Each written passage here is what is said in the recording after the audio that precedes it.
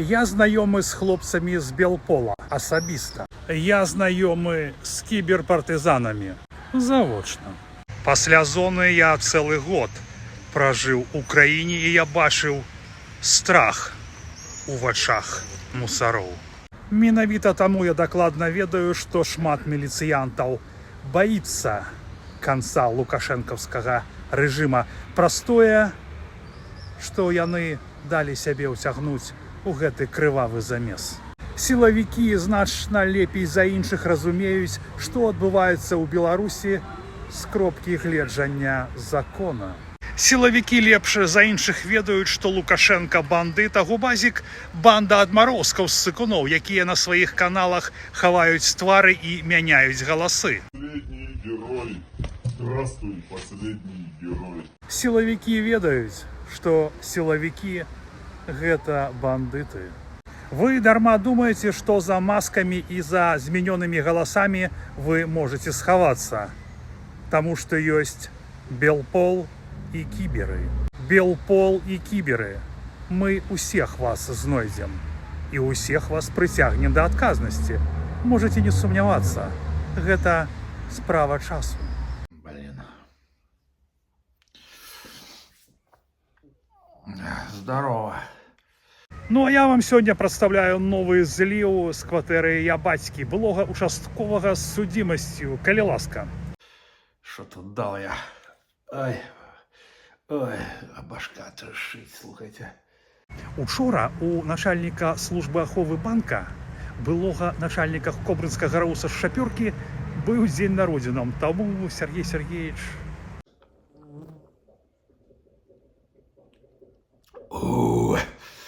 Ну,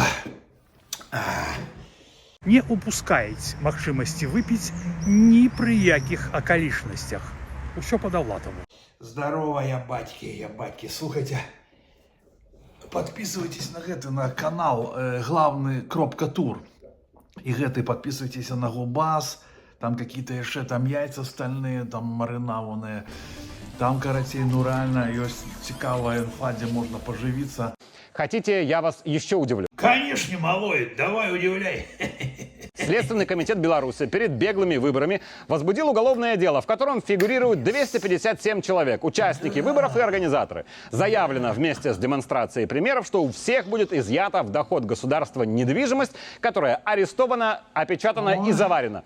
Давайте посчитаем. В среднем пусть 100 тысяч долларов за квартиру умножим на 257, получаем чуть больше 2,5 миллионов долларов, если честно. А хочешь, я тебя удивлю? Берем калькулятор 100 тысяч, помножить на 257 и получается 25 мультов.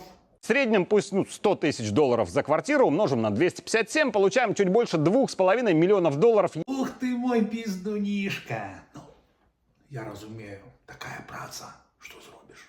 И такое дело за последний год не единственное. Количество беглых, которым в Беларуси грозит потеря квартиры или дома, подходит к 1000. Ну ничего себе, это что, лукавый 100 лямов подымет? Ну молодец, конечно. Но беглые, внимание, знали бы вы, сколько человек из этих 257 вышли на контакт с режимом и предложили сделку?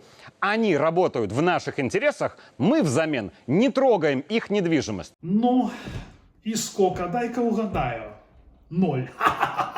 Но расповедаешь нормально. Этих колхозников дуроватых, да, поливаешь. Но мы-то ведаем, что все это пиздеж.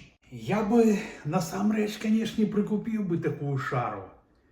Но стрёмно. Это ж не пылесос, не микрохвалёвка, не утюг. Это кватэры. І невядома, колькі яшчэ Лукашенко пратрымаецца, ён-то, конечно, паказвае, он що тут, трымаю, і я за яго, щоб всім змагарамкам здохлі, суки. Но ад таго, што я кажу так, это ж не значыць, што ён тут пратрымаецца яшчэ. Гэтыя кватэры сумленныя людзі купляць не будуць. І тыя, хто купіў кватэру Ціхановскага і Цыпкалаў, просто ёбнутыя. Я пакуль што ўстрымаюсь. Ну, слухайте, я ж все-таки мент. Квартиры конфискованы праз какие-то завочные суды. Праз некие надуманные подобайки, шмайки. Полная херня. Собрать квартиру за політичну позицію так себе. А як Путіна нахлобучать? Америка з Зеленським. І що? А до гэтага все ідзе. Ну так это любой нормальный человек, да, подумает. Перед тем, як купить, я такой куплю. Заходит Тихановская со своим полком Калиновского, и все меняется. И шо? И только так хобана такого пендаля. Ну, а что, а где гроши? А кто мне гроши вернет? Да никто не вернет. Потому что их что? Лукашенко себе опана на кишеньку, опана на другую и к саудитам поехал, а вы тут типа сами разбирайтесь.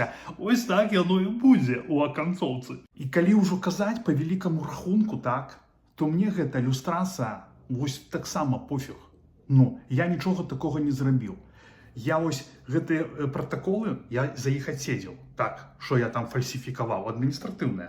А чаму фальсифікацыя? А я скажу. Будзе ілюстрацыя, я скажу. Мяне прымушаў да гэтага Миколай Георгиевич Самасюк. Ён, падла. І не толькі мяне. Весь подроздел наш примушал порушать законодавство. Это такий мерзотник. Вы что думаете, что я не скажу? Что я такой буду там типа... Не, я все расскажу. И хлопцы все расскажут. Что думаю, и этот Черновокий расскажет. Я являюсь должностным лицом, правильно? Участковым инспектором Ленинского РУВД Черновоким Анатолием Николаевичем. І этот придурок Рабушкин розкаже, як ён у машині тримав зимою мінус 20 Петрухіна з Кабановим. 3 години тримав. Во, я кажу, що ти робиш? Ну, а що ти, Коля, думаєш, що я не розкажу, що я бачив, як ти гэтому блогерам сламав, тому ж Петрухіну і Кабанову, як ти сламав, то, що записує гэтую японську Panasonic, взяв просто гвоздем вот так вот ну, і поламав новенький гаджет там. Все ми розкажемо. Микола, ты что думаешь, что ты... ну да. Карацей, у нашем внутреннем чате усе наши Вячорка, Пясецкий, Плешивый, этот Игнатюк, Якушевич, ну усе, карацей. Мы на одной позиции квартиры ни у коем разе не брать, бо губим гроши. Ось, тут просто яшчэ такая ситуация няпэўная, бо калі ўлада мяняецца, ну, подмазались хтосьці там з нас моцна, но не я, конечно, я уже за свое отседзеў. Ось, так что усім сваім родным кажам, не, няхай бяруць амапаўцы, гэтыя губазікі, тупоголовые мы там, мы-то эліта, мы участковая, ну, а дебилы няхай купляюць. Ну все, мне на смену, я спать. И потому что да, Тихановская контролируема, и да, в том числе нами. А дальше мы будем насыпать то в одну сторону, то в другую, сохраняя нужный нам баланс их сил. Ну что, есть жаданне прикупить халявное житло? Я так и думал. До новых встреч.